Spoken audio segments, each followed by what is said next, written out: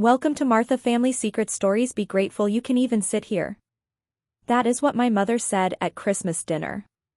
Right after she handed every single person at that table a gift. Every single person. Except me.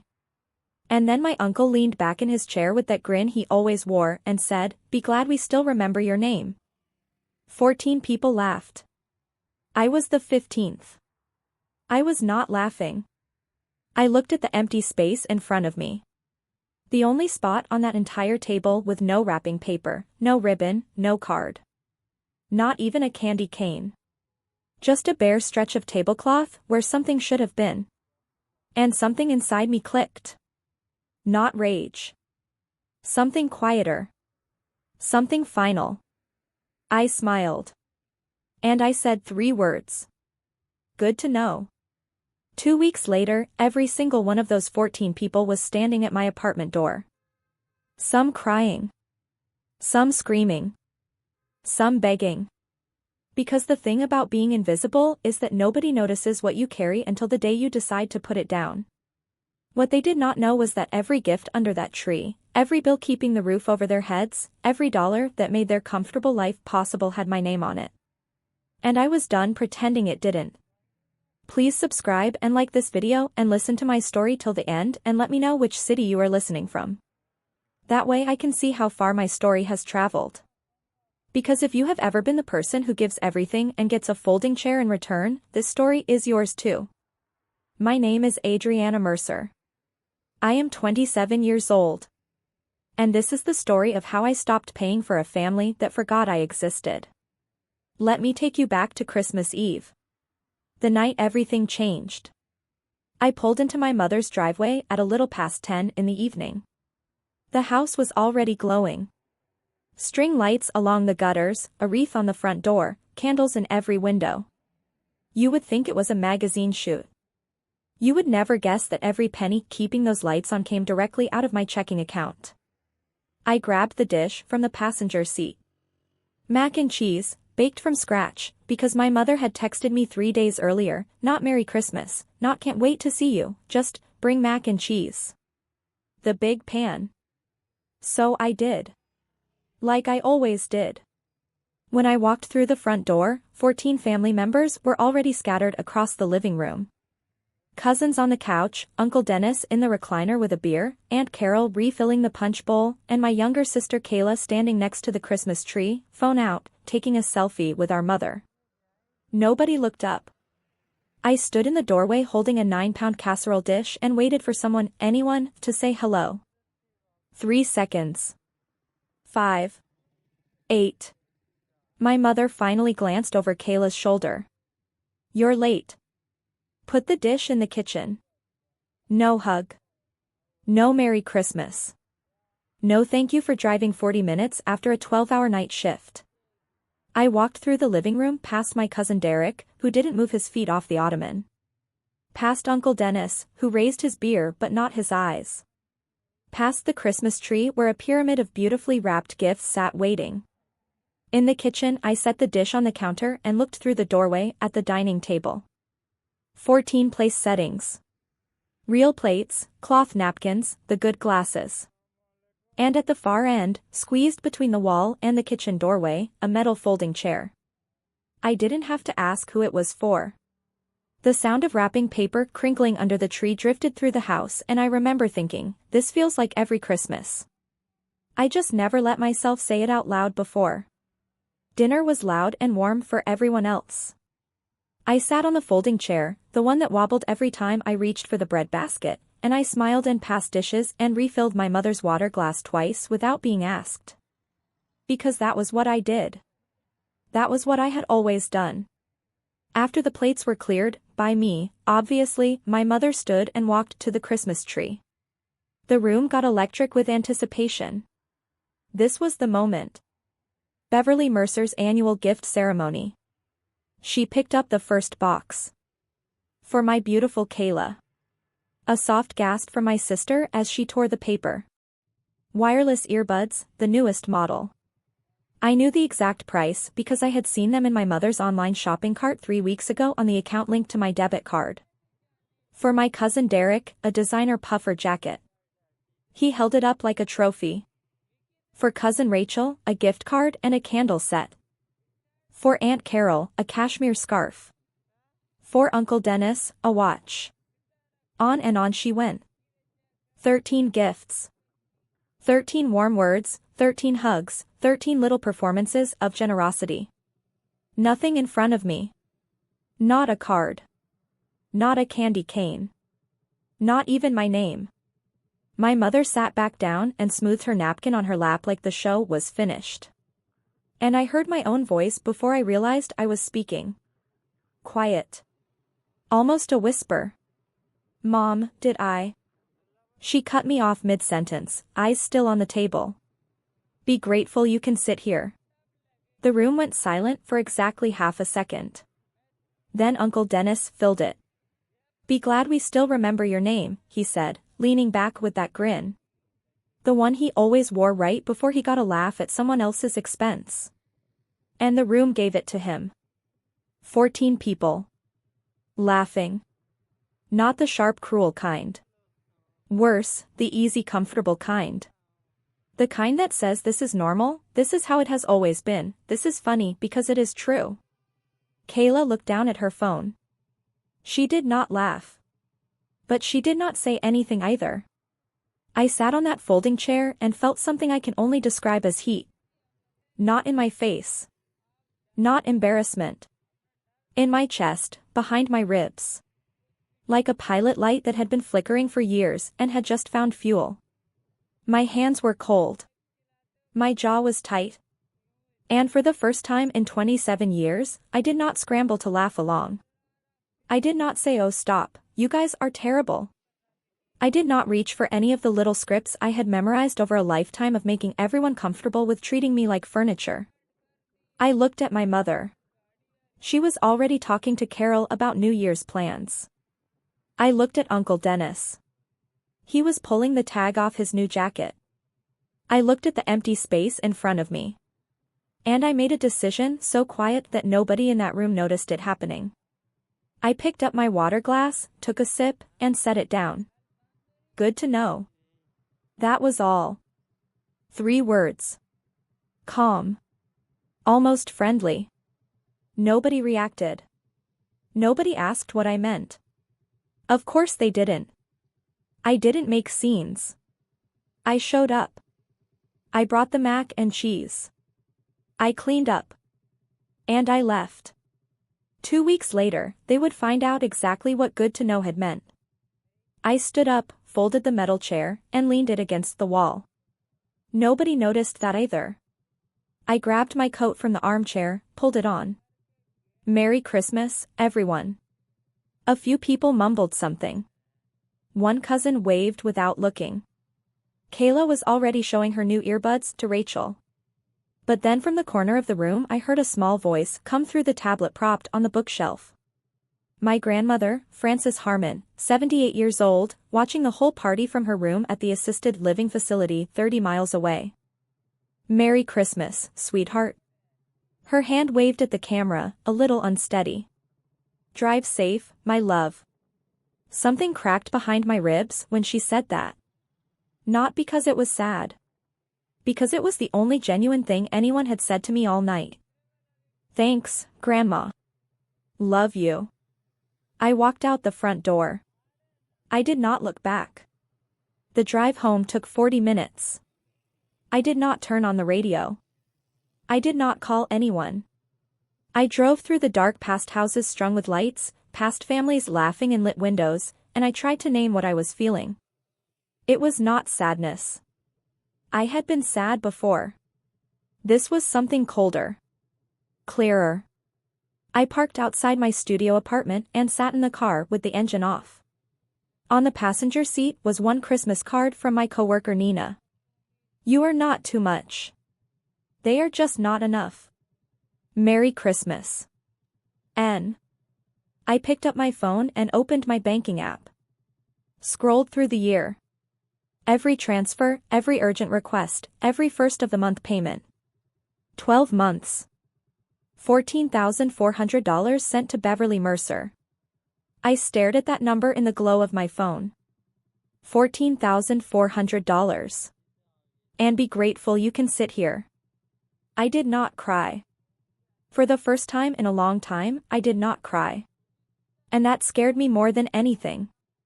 Stay right here. Because to understand why I waited 27 years to do something about this, you need to know who I was at 16. And what my mother said to me on a Tuesday evening that became my entire operating system for the next decade. Don't go anywhere. That part is coming next. To understand why I sat on that folding chair for 27 years, you need to understand who I was at 16. That was the year my mother's second husband left. Gerald, Kayla's father, the man my mother actually loved. He packed 2 suitcases on a Tuesday afternoon and drove to his brother's house 3 states away. Just like that, everything fell apart. The rent was late. Then 2 months late. The refrigerator went from full to half empty to bare. My mother stopped getting out of bed before noon. And 12-year-old Kayla started asking me, not Mom, what was for dinner. One evening my mother came into the kitchen while I was heating canned soup and said 5 words that became my entire operating system for the next decade. You're the oldest. You understand? That was it. No conversation. No family meeting. No asking if I was okay. Just a transfer of responsibility dropped onto my shoulders like a wet coat. From that day forward I cooked. I cleaned. I picked Kayla up from school. I signed permission slips when my mother forgot. I got a part-time job at a sandwich shop downtown, 16 years old, scraping mayonnaise bins at 11 at night on school nights, and I handed my paychecks to my mother for groceries. Kayla did none of this. Kayla's still little. Kayla needs to focus on school. I was 4 years older. Apparently that made me staff. I remember the one time I brought something home for myself. I had won first place at the district science fair. A real plaque, not just a ribbon. I carried it through the front door like it was made of gold and taped it to the refrigerator next to Kayla's drawings. The next morning it was gone. My mother had taken it down to make room for Kayla's birthday party guest list. I found the plaque in the junk drawer 2 weeks later under a pile of takeout menus. I never hung anything on that fridge again. Fast forward 6 years. I am 22, freshly licensed as a registered nurse, working my first real job on the night shift. Tired all the time but proud. For the first time in my life, I had a paycheck with a comma in it. The phone rang 3 weeks into my first month. Baby, I'm in trouble. My mother's voice. The soft one. The one she used when she needed something. I'm 2 months behind on rent. I don't know what to do. $2,400. I had barely finished paying the deposit on my own apartment. But she was my mother. And the old script kicked in before I could even think. I'll send it tonight, Mom. You're a blessing, Adrianna. I'll pay you back when I'm on my feet. She never paid me back. Not that month. Not ever.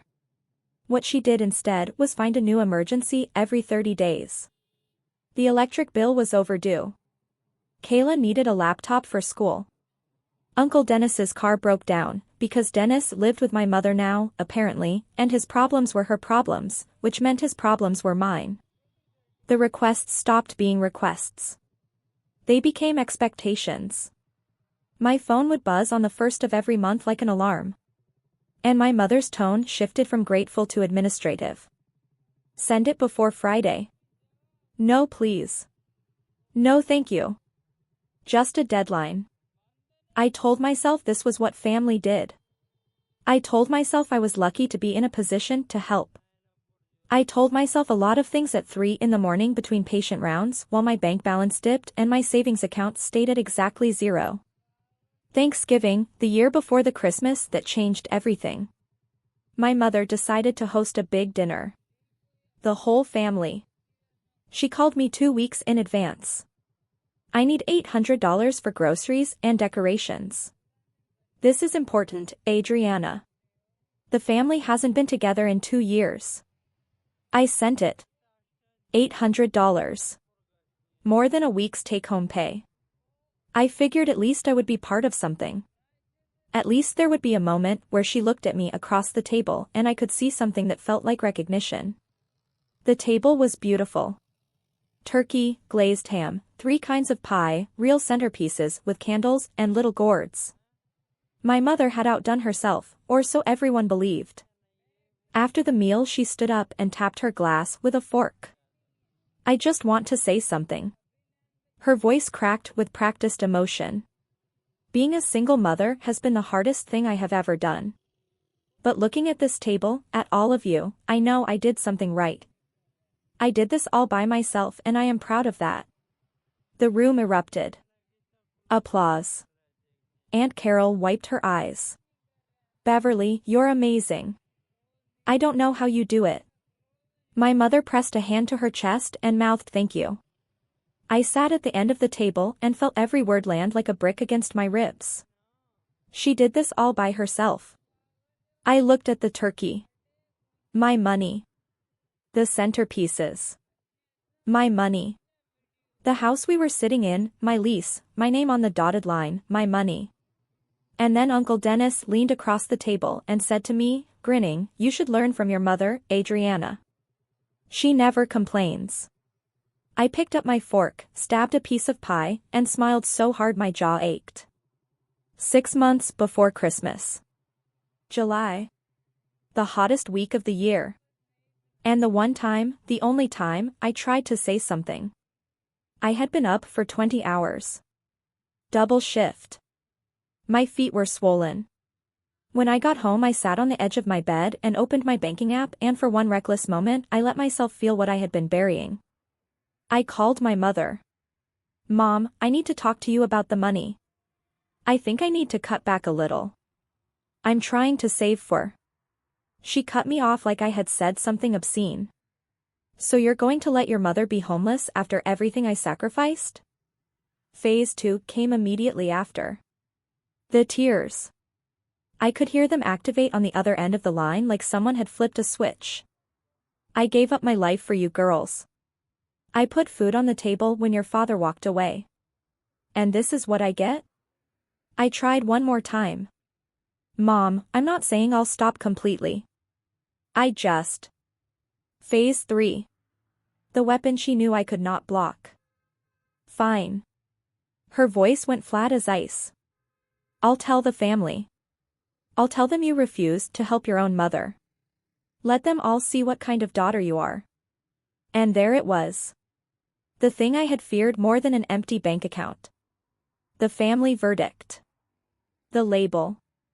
Selfish. Ungrateful. Bad daughter. I closed my eyes. The fight drained out of me like water through a crack. Never mind, Mom. I'll send it Friday. After the call I sat on the bathroom floor with the faucet running so my roommate wouldn't hear me cry. That was 6 months before Christmas. 6 more months, 6 more transfers, 6 more emergencies. And then came the folding chair. The empty spot. And 3 words that started everything.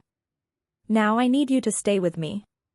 Because what I did on December 26th, the morning after Christmas, sitting alone at my kitchen table with a yellow highlighter and 4 years of bank statements, is where this story really begins. Do not go anywhere. December 26th, 6 in the morning. No sleep. I sat at the small table in my studio apartment with a cup of coffee I wasn't drinking and my laptop open to my bank's website. The screen glow was the only light in the room. I downloaded every statement from the past 4 years. 48 months, 48 files. I sent them to the little secondhand printer on my desk and listened to it pull page after page after page. Then I sat down with a yellow highlighter and went through every single sheet. Transfer to Beverly Mercer. $1,200. January. Transfer to Beverly Mercer. $1,200. February. Transfer to Beverly Mercer.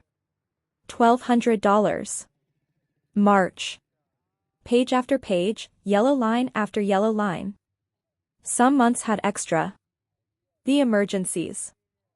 $300 for Dennis's car. $150 for Kayla's textbooks. $200 because the heating bill was double. When I finished, I added it up on the back of the last page with a pen. Checked it twice. Then wrote the number on a sticky note and pressed it onto my refrigerator. $57,600. I stood there staring at it the way you stare at a car accident you cannot look away from. That number in my own handwriting on a small yellow square was 4 years of my life. 4 years of night shifts and double shifts and protein bars for dinner because I could not afford groceries after the first of the month transfer. $57,600. And she bought everyone a gift except me. I thought about the earbuds, the jacket, the cashmere scarf, the watch. 13 gifts. Probably $2,000 to $3,000 total. And my mother worked part-time at a thrift store. She did not have $3,000 to spare. Unless she did. Because I had been handing it to her. The printer had gone quiet. The coffee had gone cold. And something inside me had gone very, very still. December 27th, night shift. The emergency room was slow for once, a small miracle in winter, and my coworker Nina and I ended up in the break room at 2 in the morning with vending machine coffee and 15 minutes. Nina Cole was the closest thing I had to a best friend. 29, sharp, no filter, the kind of nurse who could start in 4 in a moving ambulance and tell you exactly what you needed to hear while doing it. She had given me the only Christmas card I received that year. So, she said, stirring powdered creamer into her cup. How was Christmas? I had planned to say fine. I had actually practiced the word in the car on the way to work. But when I opened my mouth, what came out instead was everything. The folding chair, the gifts, my mother's voice, Dennis's joke, the laughter, the number on the sticky note. My hands shook around the coffee cup. Nina noticed. She didn't interrupt. When I finished, she was quiet for a long moment. Then she set down her cup and looked at me the way a surgeon looks at an X-ray. Adrianna, that's not a family. That's a subscription they forgot to thank you for. I let out a breath I did not know I had been holding. She asked 2 questions. Direct, no ceremony. Whose name is on the lease? I blinked. Mine. I signed it when my mother's credit was too low to qualify. And does your family know you've been paying for everything? No. She tells everyone she handles it herself. Nina leaned back in her chair. The vending machine hummed behind her. Then you have 2 things they don't know about. The bank statements. And the lease. And that's not revenge, Adrianna. That's just the truth. The break room was quiet. Just the hum of the machine and the faint beep of a monitor down the hall. But inside my head, for the first time in years, something was clicking into place. I need you to pause here with me for a second. Because I want to ask you something honestly. Have you ever had that moment where you suddenly realized you had been funding your own mistreatment? Where the numbers were sitting right there the whole time and you just couldn't let yourself look? Tell me in the comments. I want to know I'm not the only one. Because it took a yellow highlighter and a quiet break room at 2 in the morning for me to finally see it. December 28th, my day off. I pulled the document box from the back of my closet, the one I kept tax forms and nursing certifications in. Near the bottom, in a manila folder, I found it. The lease. Dated 4 years ago. 2 pages, blue ink signatures. Tenant, Adrianna Mercer. Authorized occupants, Beverly Mercer. Kayla Mercer. Dennis Harmon was nowhere on the document. He had moved in sometime during the 2nd year. Just for a few weeks. That turned permanent. Nobody ever updated the paperwork. Nobody ever asked. I unfolded the pages on my kitchen table and read every line. Then I picked up my phone and called the property management office. The receptionist transferred me to the property manager, a woman named Patricia Webb. Professional, calm, the kind of voice that had read contracts for a living. Miss Mercer, how can I help you? I'd like to ask about my options regarding the lease at my unit. Specifically, what happens if I choose not to renew? A brief pause, the sound of keys clicking. You are the sole leaseholder on that unit, Miss Mercer. Your current term expires January 31st. If you wish not to renew, you would submit a 30-day written notice. We would send formal notification to all listed occupants. And if someone is living there who is not on the lease. Anyone not on the lease has no legal standing to remain after the term expires. I thanked her and hung up. Then I sat looking at the lease, the bank statements, and the calendar on my phone. January 31st, 33 days away. And the woman who told me to be grateful I could sit in her house was sitting in mine. December 29th. I drove 30 miles to Greenfield assisted living with a small bouquet of carnations and a container of homemade brownies. My grandmother's room was warm and smelled like lavender hand lotion. She was in her recliner by the window when I walked in. Reading glasses low on her nose, a crossword puzzle in her lap, the television playing some old holiday film with the volume turned down. Frances Harmon, 78 years old. The only person in my family who had ever looked at me like I was enough. There's my girl, she said. And her face lit up in a way my mother's face never had. I sat on the edge of her bed. She asked how Christmas went. I tried to say it was fine. I really tried. But her eyes caught mine. And there has never been any lying to this woman. Not once in my whole life. So I told her everything. She listened without moving. When I got to the part about the folding chair, her jaw tightened. When I got to Dennis's comment, her hand gripped the arm of the recliner. When I finished, she took off her glasses and cleaned them slowly, the way she always did when she was choosing her words very carefully. I knew Beverly favored Kayla, she said quietly. I've told her more than once. But I didn't know you were paying for all of it, sweetheart. She told me she was managing on her own. I pulled up the bank statements on my phone and held the screen out to her. She adjusted her glasses and scrolled through line by line. Her hand trembled. Not from age this time. $57,000. Her voice was barely a whisper. And she told me she was managing on her own. She set the phone down and took both my hands in hers. Her grip was stronger than I expected. You listen to me, Adrianna. You do not owe anyone for the privilege of being mistreated. And if you need me to say that in front of the whole family, I will. Behind us, the television played silent scenes of a family opening presents around a fireplace. Neither of us looked at it. Now stay with me. Because what I did next, the 4 steps I planned in the hospital parking lot at 6 in the morning with the heater fading and the sky just starting to turn gray at the edges, is where everything changed for everyone. Don't you leave yet. December 30th. My shift ended at 6 in the morning. The sun wasn't up yet. I sat in my car in the hospital parking lot with the engine off and the heater fading. I opened the notes app on my phone and started a list. Things I currently do for my family. Rent $1,200 per month. Utilities approximately $150 per month. Random emergencies averaging $200 per month. Organize Thanksgiving dinner. Organize Christmas dinner logistics. Buy gifts on behalf of my mother and deliver them. Fix whatever Dennis breaks. Then I made a second list. Things my family currently does for me. I stared at the blank space under that heading for a long time. There it was. 2 lists. One full.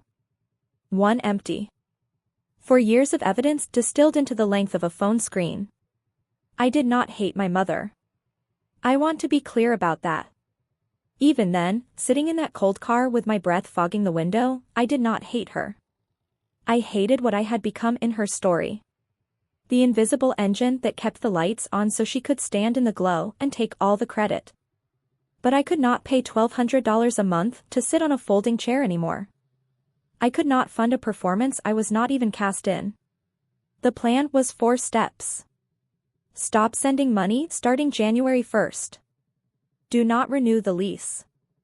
Submit the 30-day notice through Ms. Webb.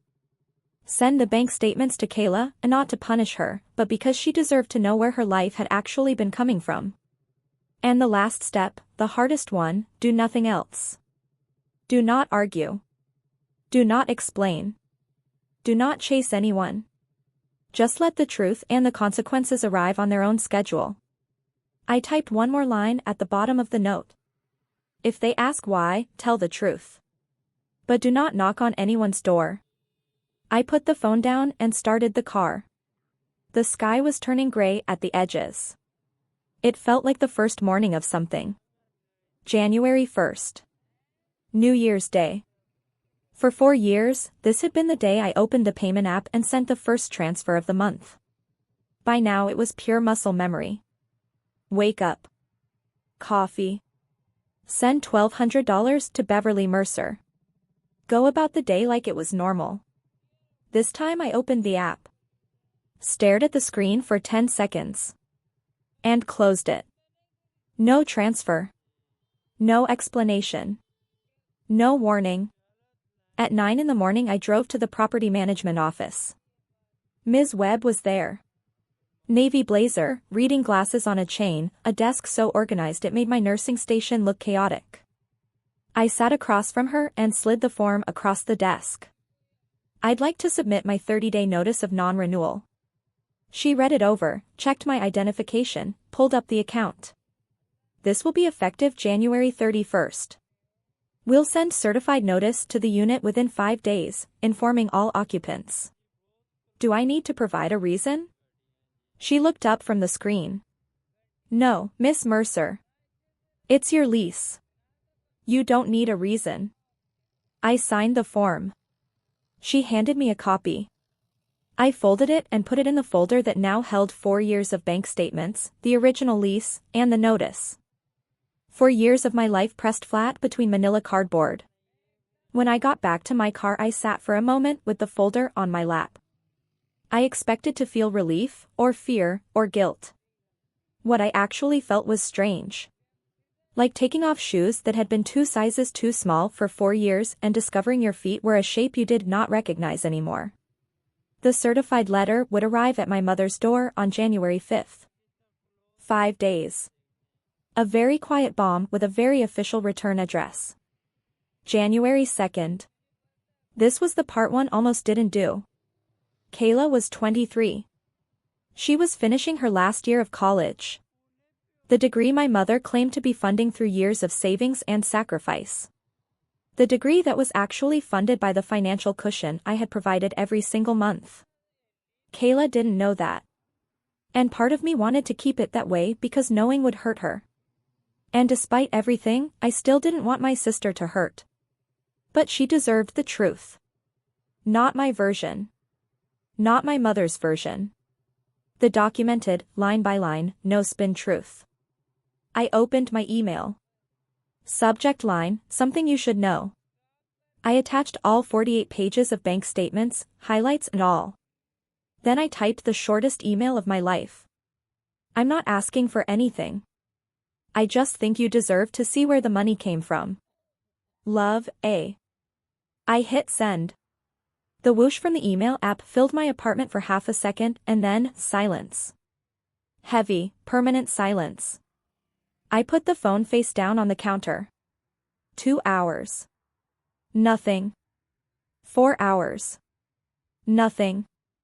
I went to work, drove to the hospital, clocked in, took vitals, changed in 4-line, checked my phone in the break room at midnight. Nothing. Then 1:47 in the morning. My phone lit up. A text from Kayla. 4 words. Is this real? My thumbs hovered. I typed back. Every line is from my bank. You can verify the transactions yourself. 3 dots appeared. Disappeared. Appeared again. Then, I need to think. And then nothing. 4 days. I set the phone down and went back to my patients. But the question sat in my chest like a stone. Would Kayla stand with the truth? Or would she run back to the version that kept her comfortable? January 3rd, 8:14 in the evening. I was on my couch eating leftover soup when my phone rang. The caller ID read Mom. And for 4 years that word had made my stomach clench like a fist. This time I picked up on the third ring and put it on speaker. Hey, honey. Sweet. Light. The voice she used when she needed something but wanted to seem like she didn't. I think there was an issue with the transfer this month. I didn't get anything. There's no issue, Mom. I'm not sending money anymore. Silence. 3 full seconds. I could hear her television in the background. Some game show. And then even that seemed to go quiet. Excuse me? The sweetness evaporated instantly. You're going to let me lose this house after I raised you? You didn't raise me, Mom. I raised myself while I was paying your bills. I have 4 years of statements to prove it.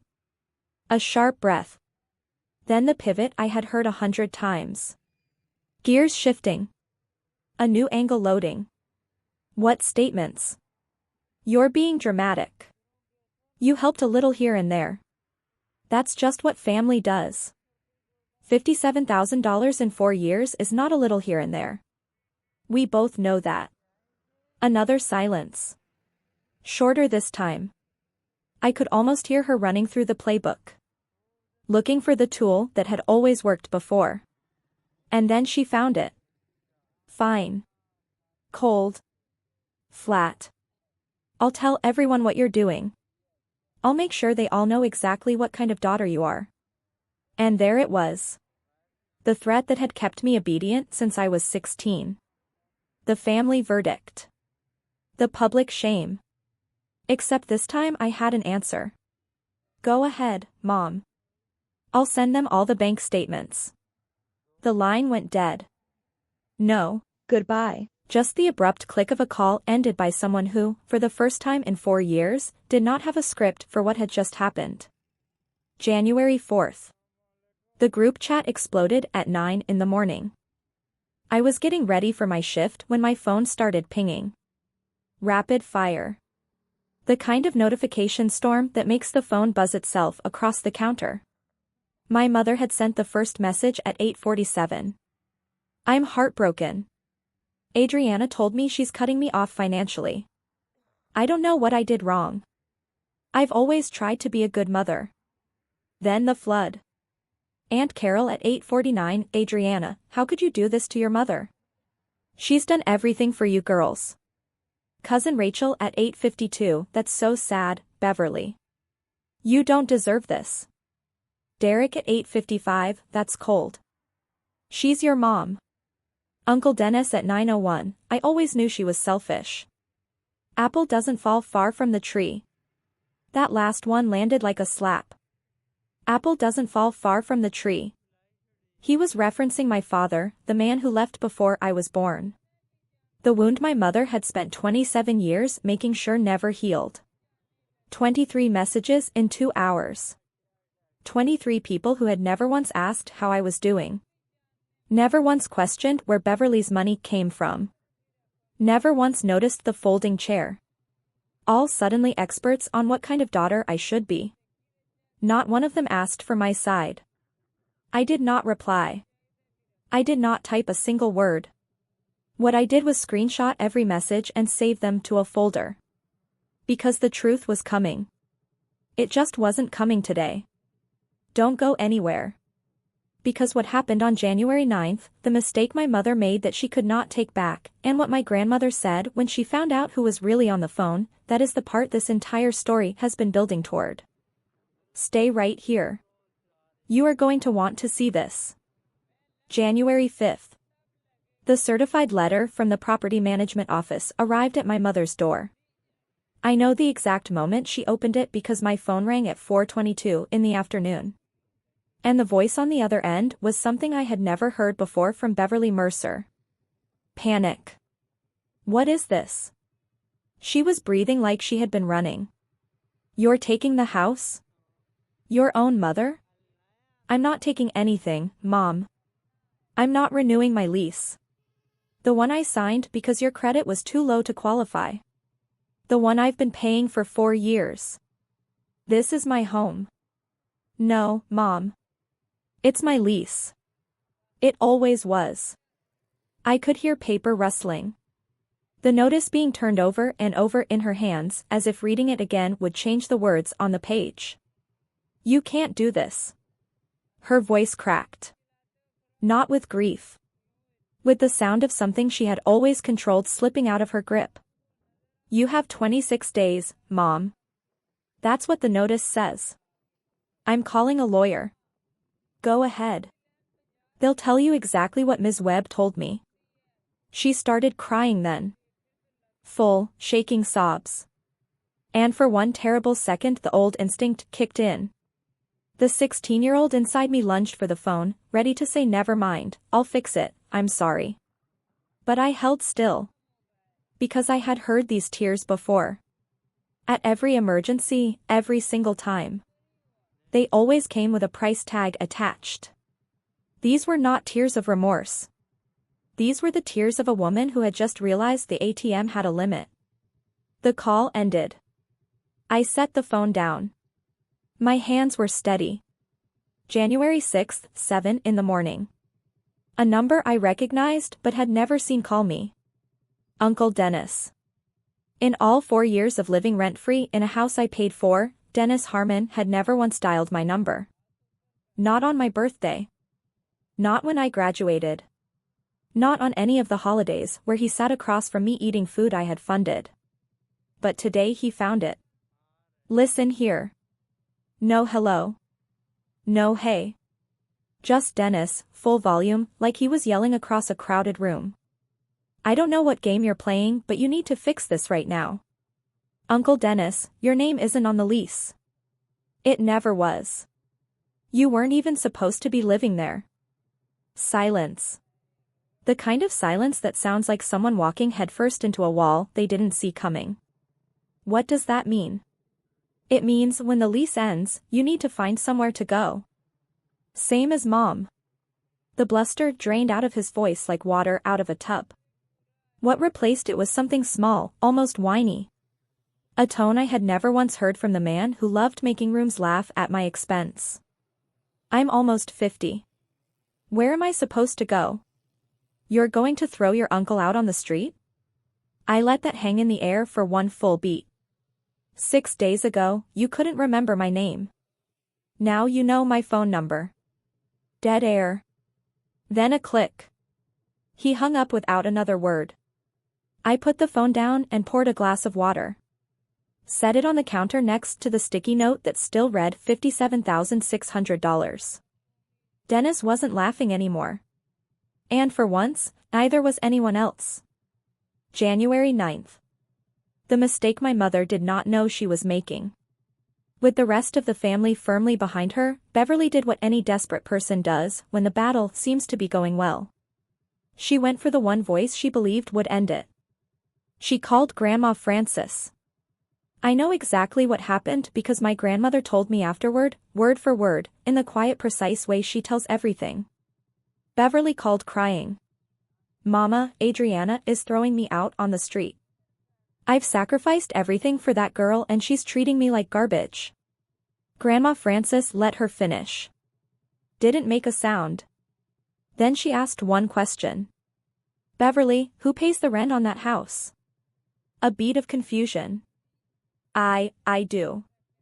What does that have to do with anything? I've seen the bank statements. The silence that followed, my grandmother told me, was the longest 3 seconds of her life. Then 5. Then 8.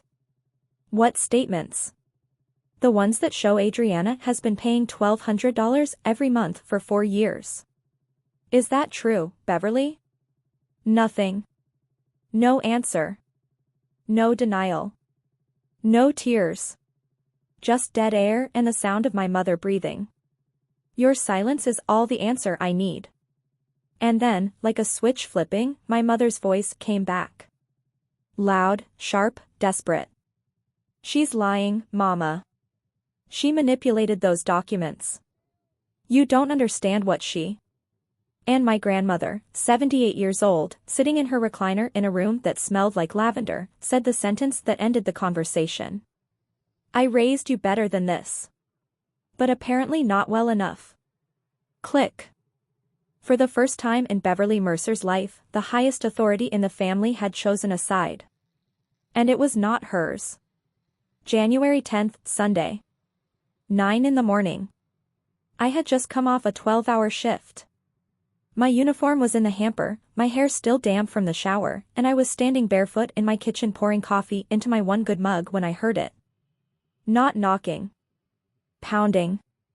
3 heavy hits against my front door that rattled the deadbolt. Then my mother's voice, raw, nothing like the composed woman who had hosted Christmas dinner 2 weeks ago. Adrianna. Open this door. We need to talk right now. A second voice. Dennis. You can't hide in there forever. I set the coffee down and walked to the door. Looked through the peephole. 4 people in the hallway of my apartment building. My mother front and center, eyes swollen and red. In her left hand, the white envelope from the property office, crumpled now like she had been gripping it for days. Her coat was buttoned wrong. Dennis 1 step behind her, arms crossed, jaw tight. The confidence was still there, but his eyes kept darting toward the stairwell like he was calculating his exit. Aunt Carol off to the side, not angry, just confused, like someone who had walked into the middle of a film and could not follow the plot. And my cousin Derek, standing farthest from the door, hands in his pockets, clearly wishing he were somewhere else entirely. My mother pounded again. I know you're in there. Please. Please. I had waited 27 years to hear that word from her. And now that it was here, pressed against my door like a closed fist, it did not sound like an apology. It sounded like a demand wearing a mask. I looked at my coffee on the counter. Looked at the door. Breathed. Then I opened it. I stood in the doorway. Not inside. Not outside. Right on the line. My mother started immediately. She had an audience, Carol and Derek, and I could see the performance activate like a reflex. Adrianna, I don't know what I did to deserve this. Her hand went to her chest. I gave you everything. I've been a single mother for over 20 years. And now you want to throw me out like I'm nothing. Dennis, right on cue. This is what happens when you give a child too much. I did not look at Dennis. I looked at Carol. Then Derek. Aunt Carol. Derek. Can I ask you something? Carol blinked. Derek shifted his weight. Does anyone in this family know who pays the rent on my mother's house? Silence. Carol glanced at Beverly. Beverly's jaw tightened. No one. Because Mom told everyone she handles it herself. I handle. I held up the manila folder. I did not raise my voice. I did not need to. Mom, I have 4 years of bank statements in this folder. Every transfer. Every month. $1,200 from my account to yours. Would you like me to show them? My mother's face did something I had never seen before. The performance froze. The tears, the trembling lip, the hand on the chest. All of it stopped like someone had pulled the plug on a machine mid-cycle. Her skin went pale. Actually pale. The blood left her cheeks in real time. Carol stepped forward. What is she talking about, Beverly? She's exaggerating. My mother's voice came back too loud, too fast. She sent a little money here and there. $57,600, Mom. I said it the way I read vitals to a doctor. Calm, clinical, exact. That is not here and there. The hallway went completely quiet. I could hear someone's television playing 2 floors down. My mother was mid-sentence, something about context, about how I was twisting things, when my phone buzzed in my back pocket. FaceTime. Grandma Frances. I looked at the screen. Then I looked at the 4 people in my hallway. Hold on, I said. Someone wants to speak. I accepted the call and turned the phone around so the screen faced outward. My grandmother's face filled the frame. She was in her recliner, reading glasses low, eyes sharp and steady. The television behind her was off. She looked through the screen at her daughter, her son-in-law, her niece, and her nephew. And when she spoke, her voice was slow, deliberate, and louder than I had heard it in years. I can hear all of you from here. So let me say this once. Every sound in the hallway stopped. Carol's hand froze halfway to her mouth. Derek did not blink. Dennis looked at the floor. My mother stared at the phone screen like she was watching a door close in slow motion. Beverly, I love you. But I have seen the bank statements. Every page. Adrianna has been paying your rent, your utilities, and your emergencies for 4 years. She paid for the Thanksgiving food. She paid for every single Christmas gift you handed out this year. Every one. She paid for all of it. Nobody breathed. And you could not even leave her a card. My mother whispered, "Mama, you don't understand." I understand perfectly. My grandmother's voice did not waver. You took that girl's money, told everyone it was yours, and then humiliated her in front of the whole family on Christmas Day. Carol's hand covered her mouth completely. Derek took a step back. Dennis had not looked up once. Adrianna does not owe you an apology. My grandmother's eyes found the camera. Found me. You owe her one. The hallway was silent. Absolutely, completely silent. Just the sound of my grandmother breathing through the phone speaker and the muffled hum of a building full of people who had no idea that outside apartment 4B, an entire family was standing still. Tell me in the comments. And if you've dealt with something similar, share your story. You are not alone. Subscribe for more stories about standing your ground and reclaiming your life. Because I know I am not the only one who has stood in a hallway like this one, heart pounding, hands steady, finally done being invisible. My mother tried one more time. So this is what you want? Her voice shook, but not with grief, with fury dressed as heartbreak. To destroy this family? I looked at her. Really looked at her. And for the first time in my life, I did not see the woman I had spent 27 years trying to earn love from. I saw a woman who had been given everything and called it nothing. No, Mom. I don't want to destroy anything. I just can't keep building something with my money that doesn't have room for me in it. She opened her mouth. I did not wait. I turned to Dennis. Uncle Dennis, you have until the 31st. That's 3 weeks. His mouth opened and closed. No joke came out. No punchline. The comedian had finally run out of material. I looked at Carol and Derek. If anyone in this family wants to talk to me after today, my door is open. But I will not be sending money, organizing holidays, or sitting on a folding chair anymore. Carol's eyes were wet. Derek nodded once. Small, but I saw it. I took a step back into my apartment. I love you, Mom.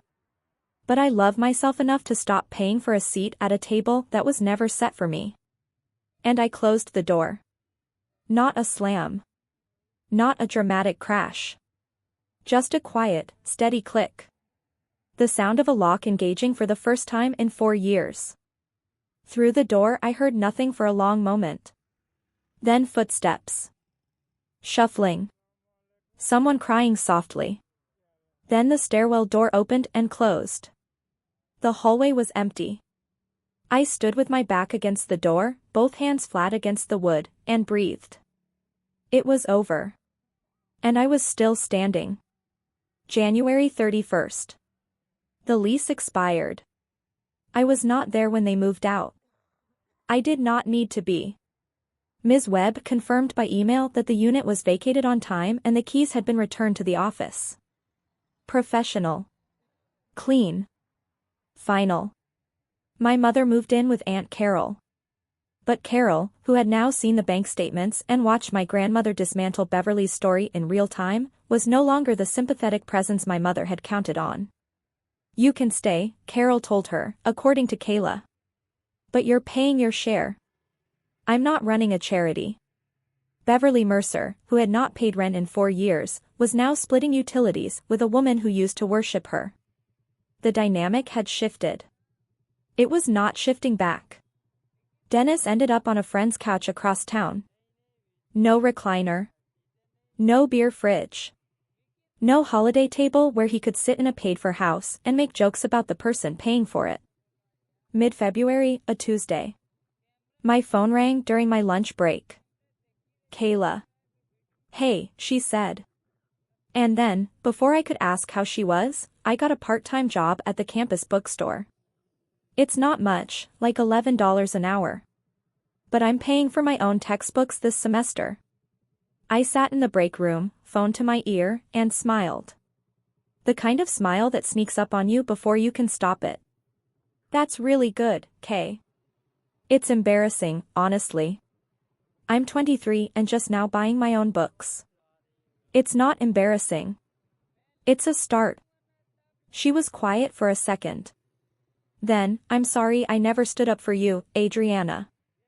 I sat there every Christmas and every Thanksgiving and I never said anything. I didn't know the full picture. But I also didn't ask. And that's on me. I leaned back in the plastic chair and looked at the break room ceiling.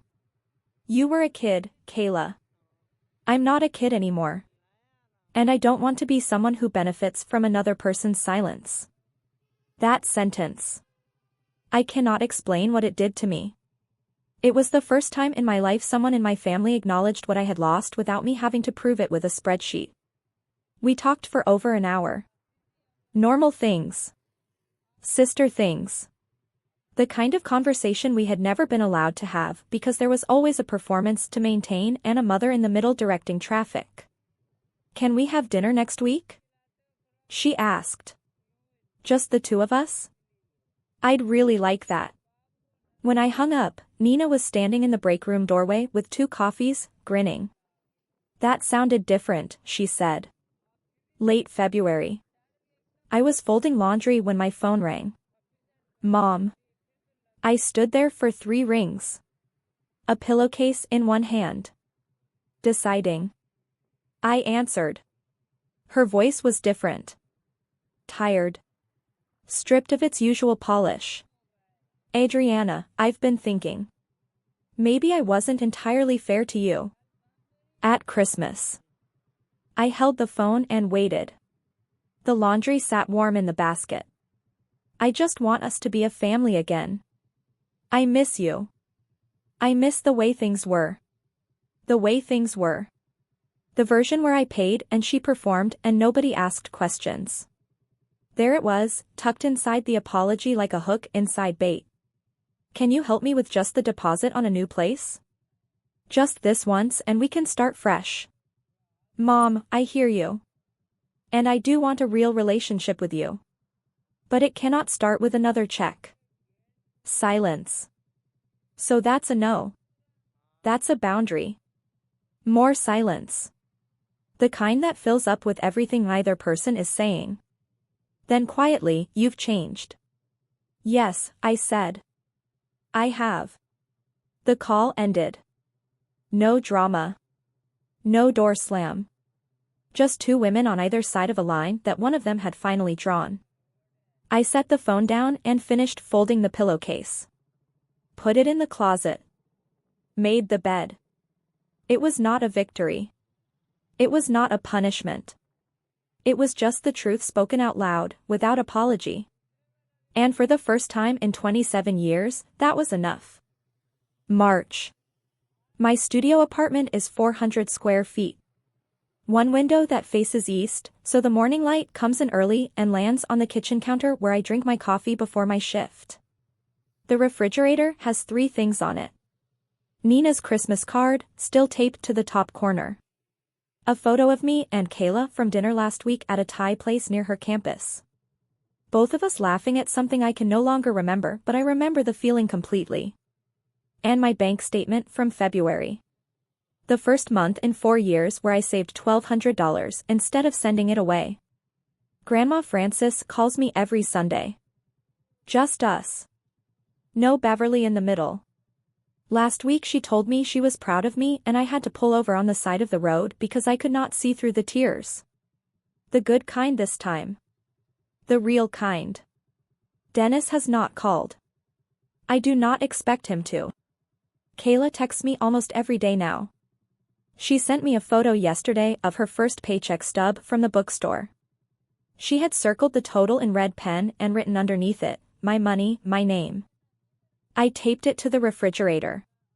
I used to think love meant giving until there was nothing left. I used to think if I gave enough, eventually they would see me. Eventually there would be a chair at the table with my name on it, not the folding chair by the wall, a real one. Now I know something different. Love that only takes is not love. It is a lease agreement. And I finally let mine expire. That is my story. Every number is real. Every silence was real. And every door I closed with love, not revenge. If you have ever been the invisible one, the one who pays but never gets thanked, the one who shows up but never gets a proper seat, the one who is told to be grateful for their own mistreatment, I want you to know something. You are allowed to stop. You are not selfish. You are not a bad daughter or a bad son or a bad sibling. You are someone who gave everything they had and finally realized that an empty chair is still empty no matter how much you pay for it. If this story meant something to you, hit subscribe. Leave a comment and tell me one boundary you wish you had set sooner. I will read every single one.